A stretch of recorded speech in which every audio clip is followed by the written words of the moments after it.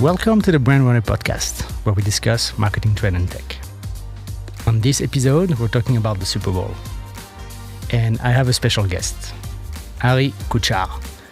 He is part of my team here at Monday.com in the Brand Runners team, and he is known as the creative powerhouse. When I first outreached to you, I thought we'd do a wrap-up and discuss the ads of this year's Super Bowl. But you told me that you didn't really like the ads this year and thought they were pretty weak, and actually share a similar opinion. So you also mentioned that you had a lot of insights on how to advertise in the future. I'm very excited about your thoughts on this unpopular opinion on the Super Bowl episode. I sound like an absolute asshole. I'm a powerhouse, and all the ads produced for the Super Bowl of this year were terrible. I don't know if it's not super accurate, but I can share the experiences I had watching the ads. No, thank you. That's a really nice introduction. Well, at the end, it doesn't matter what it looks like or how much money is being invested in those ads, right? Like the ultimate point of measure is, does it have an impact? Does it have a lasting impact? And is it really moving the needles or not? Otherwise, why to do it in the first place, right? Yeah. And you, amongst any people I know, especially here at Monday, you know how to do that more than anyone else. Like, how do you make an ad with limited amount of money and make like a big impression and actually make something happen for the business, which is, what is advertising is, Yeah. It's funny, you could go to Yosemite National Park, right? And you could go through that, this amazing, huge, incredible experience, and then walk out and someone says, hey, did you see that incredible poplar tree? And you're like, which poplar? I mean, I don't know if that's the right species of tree, but it's there were lots of trees at the national park there. What do you mean that? They go, yeah, it was green and it had branches. I'm like, yeah, but there were lots of them. If someone asked me to think of a particular ad that stood out in the Super Bowl, it's hard. It's only hard if it had celebrities, was, a million miles an hour. The message was kind of confusing. For me, picking out one of those ads was really hard. But I had ads that I still remember and think about because they were so different. So if someone said, I went to Yosemite National Park, and they said, well, see the guy who was standing there naked playing guitar? I'm like, yeah, he I saw, and he I remember because it stood out. So I think it's how do you stand out from all that noise? Yeah. And yeah, actually, that was going to be my one of my first question to you before we talk about your insight on how to make it better. I read that this year was a record audience, and there was 123 million people watching the Super Bowl this year, which is amazing, and it's definitely a lot of eyeballs. So, what, to your sense, what makes a Super Bowl ad memorable? Yeah, well, first of all, so what makes it memorable, I think, is standing out. It's definitely being relatable. I don't know. I look like another question in year 2024, whatever year it is. How do people even experience these ads? Watching live, watching on broadcast television like I did with a bunch of people when it came to ad break. And first of all, the younger people in the audience, and where I was watching, they were like, bring the ads back. This game is boring. The game is very boring. I don't understand. I understand, through an NFL, American football. I understand it to an extent. I clearly don't understand it enough to really enjoy it. But the game itself I find it's so slow, so technical, so strange that it's such a popular American sport.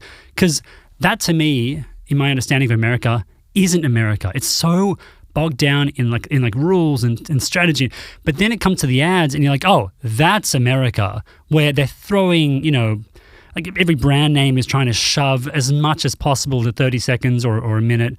There is so much happening. It's happening at a breakneck speed. So when an ad would finish, you'd be like, well, God, what the hell was that? Because I think I was also being hyper aware. Other people are just trying to enjoy the ads. But I'm being hyper aware of what are people trying this year, how are they doing it differently. And I think in a lot of cases, they weren't doing it differently. Obviously, celebrities were going to be huge this year because of the strike.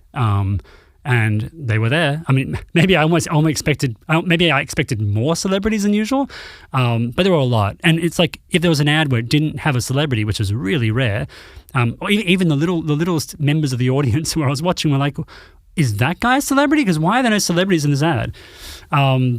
And it's almost like a Where's Waldo or Where's Wally? It's like a find the celebrity. And with that, it's almost like, I guess you remember the brand involved in each ad, but you're thinking more about the celebrities and the gags. And I don't know, I was very overwhelmed by all the ads. But to your question about how do you stand out in the Super Bowl, I'm just going to think about the example of one ad that really stood out to me, which was the Jesus ads. They were beautiful. They were stunningly shot. Regardless of your views on Jesus and religion, it's kind of besides the point. I think it's just what it did to me, and it's actually I am religious. I'm not religious Christian. I'm like Jesus, Jewish. But you had these ads just flying at you, and they feel so empty. They were just, the jokes were tired and done, and it's like, okay, yeah, same old ads. Nothing here is super exciting, and I guess. What are you expecting, really? You're not really expecting anything. You're kind of hoping for an ad that really blows you away, and that never happened. And then the Jesus one came on, and just to kind of give you a bit of context, the Jesus ads, which may have caused some sort of controversy for being religious or whatever. And I think also some of the content was actually pretty interesting as well.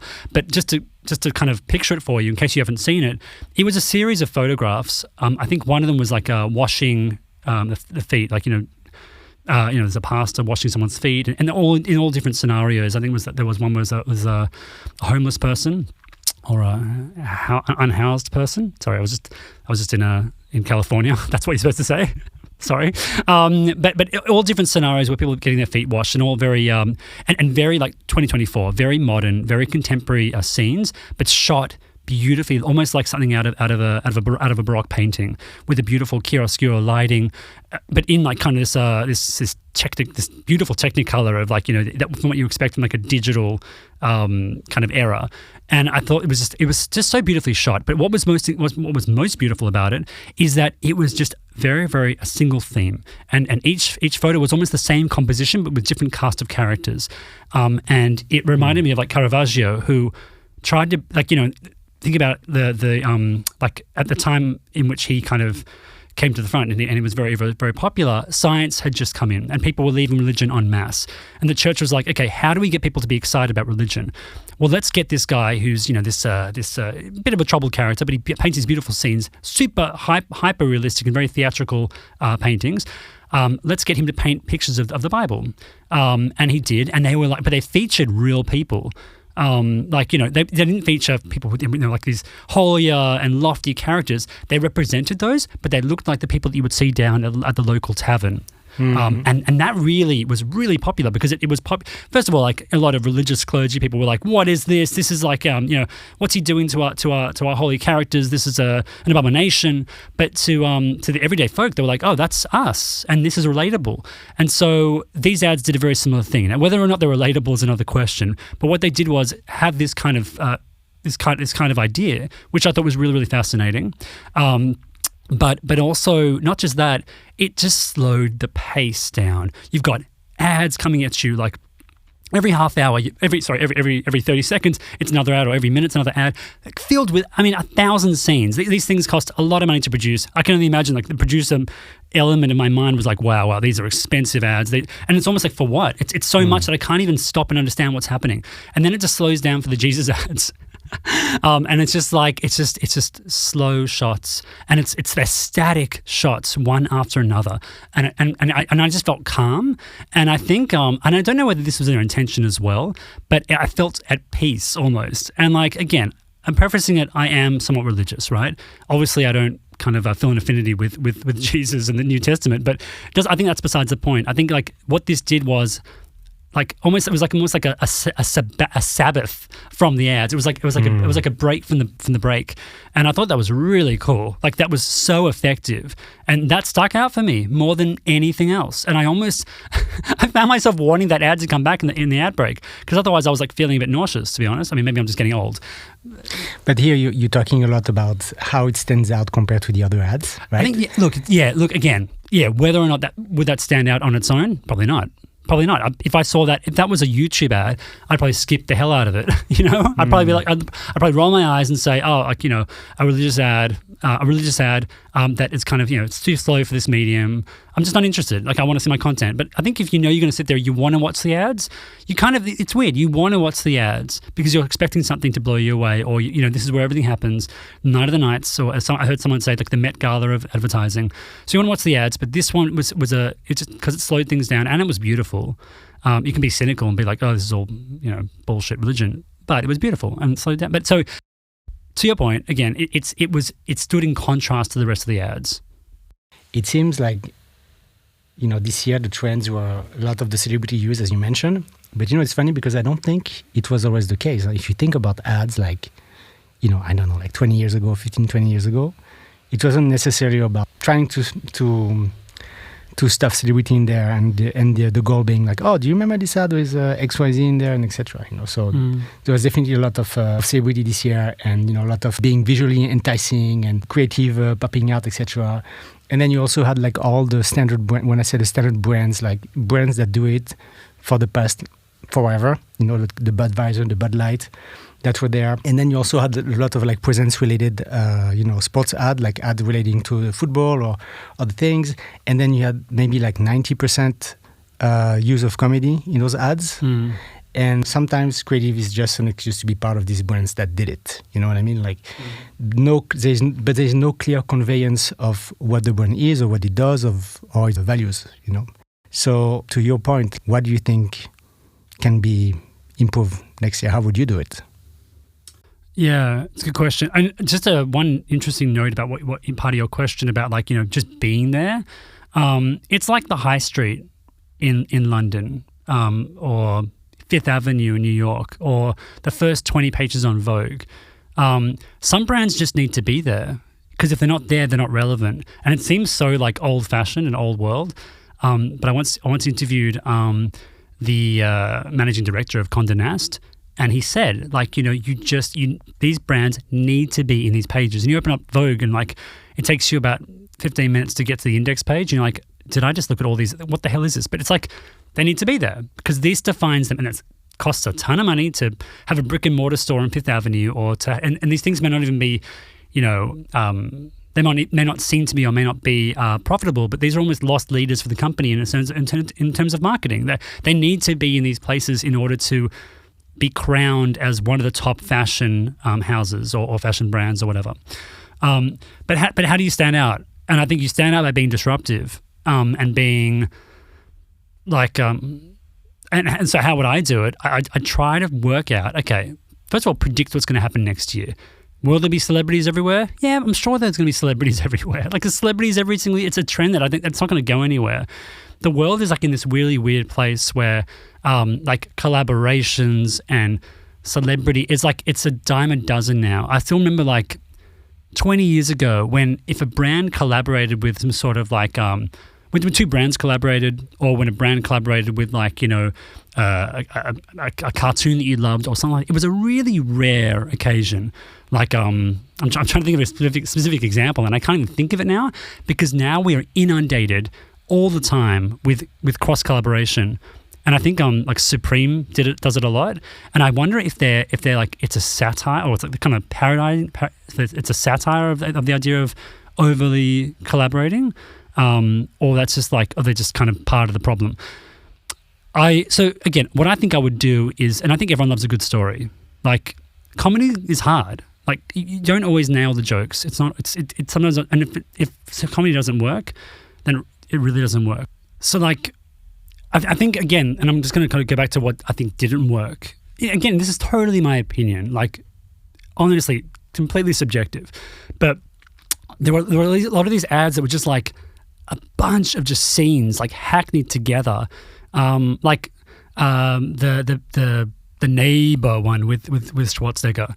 Like, yeah, it's cute, and like they brought back the cast of Junior and Twins. That's nice. That's like really. There was actually a lot of that throwbacks to the 90s, nostalgia. Yeah. There was a lot of nostalgia and a lot of like throwbacks to the 90s.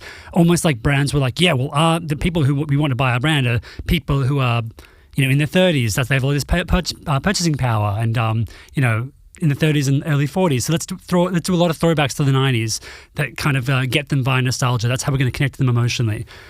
Cool, but I thought that was so it was so obvious for a lot of stuff. You know, the Dunkin' Donuts ad as well.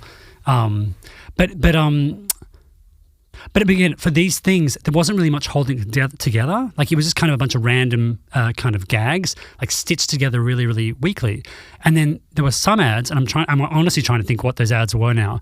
But the ads that told a bit of a story, and weren't just a bunch of gags, stay with you longer. Oh, yeah, sorry. Well, the Google Pixel ad, which just to remind you is essentially everything is blurry, and it's a guy who's visually impaired, and he's using his camera to take photos.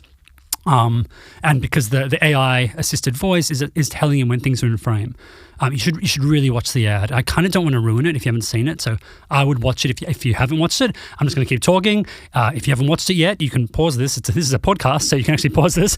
No, you should really watch it. I will put the link in the bio, but I have a question for you about this specific ad. Oh, okay. Yeah. So I'll keep telling you why I love it, because first of all, it grabbed me from the opening moments, because first of all, this voice is not a traditional ad voice. It's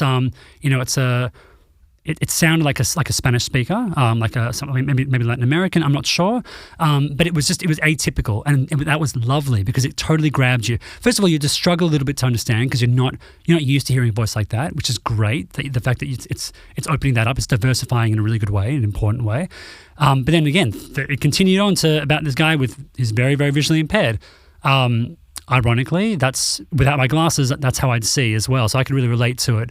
I have really bad eyes, but I have glasses, so that's thank you. But there's no AI in these glasses. But like it was a really beautiful story, and it really built up to an emotional peak where it's kind of it has. To tell the arc really quickly, because you would have watched it by now, and it's on you if you haven't watched it. And I really apologize if you still haven't watched it because you don't have access to the internet. Yet you're listening to this podcast. You can still pause it and watch it now. You can still last chance. But basically, the AI voice is saying one face in frame, and he's taking selfies of himself. And I think also, whenever people take selfies, it makes me very, very depressed, because it's like they don't even have someone to take a photo of them. That's whatever. So that's the beginning of it. Then there's two faces in frame because he's met someone that he's fallen in love with, and then at the end there's three faces in frame. And you hear the sound effects and the atmosphere of a hospital, and they've had a baby, and it's so beautiful. It's like I'm honestly semi tearing up because I'm facing somebody in a small podcast booth. So it's the emotions kind of drained out of this room, but like it's a beautiful story, and that stays with me. That stays with you because they really hit you emotionally. Humor hits emotionally too, but when it's like super relatable. This was like beautiful because it's the human condition.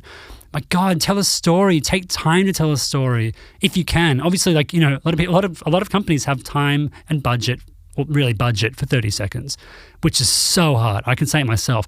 Doing a 30-second ad and trying to tell a story is like so incredibly difficult. I've seen like one example of it. Like that was done really, really, really, really well. Because oftentimes you might see a 30-second cut down, but the 1 minute version is always better because they can build tension and drama. And I'm trying to think of the other ad that was they're kind of trying to tell a story. Let's pause on this one. Yeah. Yeah. First, I agree. It's one of my favorite ads of this year. It comes back to what you said. You said something earlier about this, about how it has to be relatable, and everyone. I hope everyone falls in love. Everyone have kids, and you can relate to this story. The one issue I have with this ad, but maybe I'm the only one, is you're basically telling the story of a guy who's visually impaired trying to take pictures. And this guy is, he cannot see pictures. So why is he taking pictures in the first place? Yeah, I honestly thought about that for the first time as I was telling the story right now. I was like, hang on, how's he going to watch these? How's he going to look at these pictures? Really good point. I don't think many people have thought of that. What I've heard a lot of people criticize it for is like, well, why do I care about that? Why do I care about that feature? I don't have bad eyes. Well, first of all, screw you. You perfectly 20/20 vision person. But I think it's not just that. It's the fact that think about who it's from. It's from Google, right? The product is Google Pixel. I mean, not many people have a Google Pixel. Do they even want people to buy the Google Pixel? I don't know. I think the opportunity here is a brand ad. Google can't go out. I mean, Google has done, ads about Google. Like, what is Google? Google's a monolith. It's huge. But the Google Pixel is a tangible product that you can hold in your hands. And through that, they can tell a very emotional story that you can empathize with. If you can't empathize with it, also, what are you, 20/20 vision? I mean, I can give you my 2 cents about it. Sure. I think, Google doesn't really need to make an ad about a phone, right? Every phone pretty much does the same thing. You take a picture, especially an ad about a phone taking a picture, you know what I mean? And it's true that, while most people are not necessarily visually impaired, and you could think, but it doesn't cater to the mainstream that people are watching the Super Bowl ads, it also indirectly contributes to the values and mission of the company, of Google. And then them addressing accessibility is also part of building their own brand, independently from look, we have a new phone. It's cool that there is this feature to aid selfie for people that are visually impaired, but I don't think it's the primary goal of the app to sell this feature. It's about, of course not. It's about showing that it's a brand that cares. Yeah, beyond the fact that they were able to build an ad that is, it's a good story. Yeah, for sure. No, it's absolutely. It's humanizing Google, which would be a really hard brief. Humanize Google? What do you mean? What was that? It was so weird. They used to have this tagline when they like 20 years ago. It's like, "Don't be evil" or something like that. It was like this kind of unofficial tagline. But Google can be seen as pretty bad. They're they're in our lives. Interwebs, and what good are they doing? I mean, obviously, so many of us rely on Google for so much, for more than we even know, right? But no one's going to admit it. No one's going to give them the props. But this is a really lovely show of how, even AI, which is so evil and scary, can really help. And it's human. They've humanized the brand, I think, in a really effective way. Yeah, that's a good way to close it on them. Any other additional insights you want to give? Yeah, I mean, again, I saw an Adweek article about this. I think even you shared it with me, but I agree. The idea of all these brands trying to pull you away from the TV, and this kind of fight to get you to interact with something else and yada, yada, yada, which would be really, really hard. I think if you're watching the game by yourself, not so hard. You got your smartphone, you can pretty much access anything. You can scan a QR code, type in a 300-word promo code. Yeah. Good luck. People did it. How do you get people away from there and to actually actively kind of start interacting with your brand instead of the Super Bowl? As I've already said, I wonder what percentage of those 126 million who tuned into the Super Bowl actually really wanted to watch the game, who were super actively invested.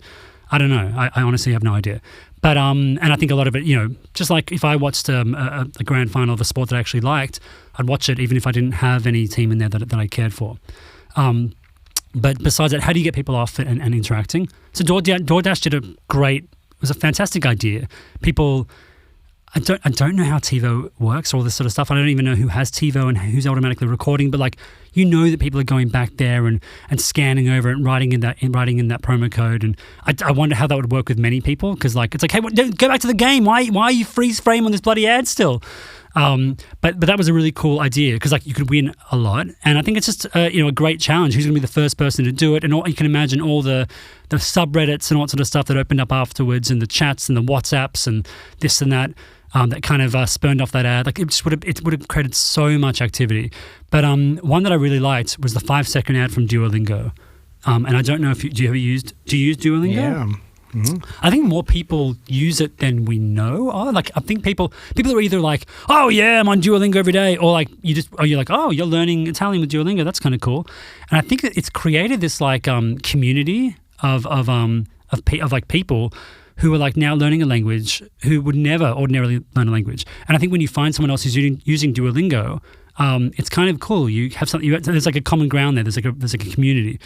That's kind of cool. So with that 5-second ad, which was so short and so kind of nothing, he's turning around. Can you sum up the ad for a second? Yeah. 5-second animation of Duo, which is the owl from Duolingo. He's kind of turning around. His butt starts to protrude, and you're what is going to happen? Because if you're familiar with their ad, with their marketing and their brand, they're cheeky, and it's cheeky, very cheeky. It showed the cheeks of his butt, and then another a baby duo pops out of his ass, or one of his cheeks or something, and says, "Do your duo," or whatever it is. Did you ding? It's pretty much a call to action to do your lesson, because these lessons are like 5 minutes, really short enough, or less than 5 minutes, 2 minutes, short enough to do in the ad break. There's no reason not to do it. The ads are all crap, so like who cares? if you're carrying my opinion, but it also puts a bit of guilt on you, like, oh god, I haven't done it today. I think all Duolingo users are like, oh god, I need to do it, whether they want to or not, because the end game is basically learning a language, right? It's not really like, oh, I feel bad I haven't engaged with their app. No, I'm trying to get something out of this. There's a value. I'm going to learn a language. But what happened was this 5-second ad plays, and at the exact same time they did a push notification to all Duo apps to say it with the same image of him with his butt and the face. It's so ridiculous, but they're just so cheeky and they're fun. They're kind of lovable and affable or whatever. But that happened at the same time. That was really interesting. That kind of tie in, and I'm sure people would have tapped it and maybe either tapped it or showed everybody else who was with them, because a lot of people watch the game with other people, right? And it's a loud environment, but you would have seen. And if you didn't even hear anything, you didn't need to hear anything. It was all on screen, no sound really. I mean, there was a little the notification sound actually. I actually wonder, sorry, I'm thinking it open. I'll say it quickly, my thought, and then move on to the next part. But they'd probably pick up their phone and say, oh my God, I just got a notification at the exact same time. It's Duo from Duolingo. People are saying, like, what's Duolingo? I'm like, well, what are you, living under a rock? Or what, or what do you speak? One of the languages that aren't supported by it? I don't know. Like, everyone knows about this by this time. But like, it would have just spurned a conversation. And then like also, I don't know, like or even sound on the if you could hear the sound, it would be the same sound as a notification. So like, that's really cool, and it's 5 seconds, and it's so cheap because they already had that animation. I'm pretty sure I've seen that on the app before. I thought that was so smart, and it was about retention. But because I think, and maybe I'm giving them too much credit, because they know they're surrounded by a bunch of other people, there's a virality there where the person picks up and says, oh my gosh, like, my app just kind of the notification went off at the same time. Oh my gosh, how funny! And it's like, oh my god, what even is that? Oh, it's a language app. What are you learning? I'm learning Estonian. What a stupid language to learn. Screw you. What are you learning? I'm learning Japanese. Okay, fair point. Whatever. Like, no offense to Estonians. No, that's just a terrible example. But I'm just saying, like, it could start a conversation, and that's really cool. Like, a lot of other ads would start conversations, but maybe about Christopher Walken and not about the ad, and not about the car that he was advertising. What was it? Mercedes? BMW? I forgot. Like, it was BMW because I got to do them a favor. But I don't know. I think that's amazing. They started a conversation, and everything was it started for us, but every single thing was connected to what the app is offering, learning a language. So like, I think that's really effective. I think it's kind of like a double-edged sword for the Duolingo ad, because first, it only works for people that actually use the app. And second, like, a lot of people, they can put their phone down, they cannot look at the phone, it can be loud, they cannot get the notification. However, those who do get the notification can just click on it, and boom, you just hijacked their attention span from all the other Super Bowl ad going on at that moment. Yeah. And that in that moment, maybe they decide to do a lesson. And then poof, like, Yeah. And this is bouncing back on something you mentioned. You said it's very hard to measure, like, those ads. And it's true that in the past few years, like, there is like an increase with companies wanting to have a clear understanding of how you can measure and what else you can do around the main Super Bowl ad and take it online to get an idea what is the impact. And when Duolingo does it, then you know. Yeah. Follow this guy. His name is Tom Orbach.